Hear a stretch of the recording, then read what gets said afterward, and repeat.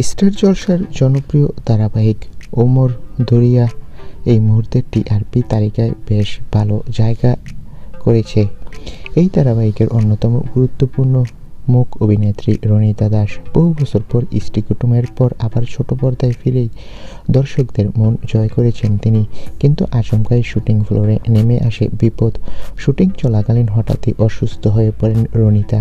শুরু হয় বমি, তীব্র মাথা ব্যথা, যন্ত্রণা সহ একাধিক শারীরিক সমস্যা। পরিস্থিতি বুঝে আর দেরি না করে তড়িঘড়ি করে তাকে হাসপাতালে ভর্তি করা হয়, বেসরকারি হাসপাতালে। আর খবর ছড়িয়ে পড়তেই উদ্বেগ বাড়ে তার ভক্তদের মধ্যে। অভিনেত্রীর ঘনিষ্ঠ বন্ধু সৌপ্তিক চক্রবর্তী জানায় রণিতার একটি গাইনোকোলজিক্যাল সমস্যা রয়েছে, সেই কারণেই তিনি হঠাৎ অসুস্থ হয়ে পড়েন। তবে আপাতত শারীরিক অবস্থা নিয়ন্ত্রণে আছে। চিকিৎসকদের পরামর্শ অনুযায়ী কিছুদিন হাসপাতালে থাকতে হবে তাকে। এই অবস্থায় তাকে ছাড়া শুটিং চালানো সম্ভব নয়, কারণ ওমর দরিয়ার গল্পে তার চরিত্র অত্যন্ত গুরুত্বপূর্ণ। সেই কারণেই আপাতত বন্ধ রাখা হয়েছে ধারাবাহিকের শুটিং।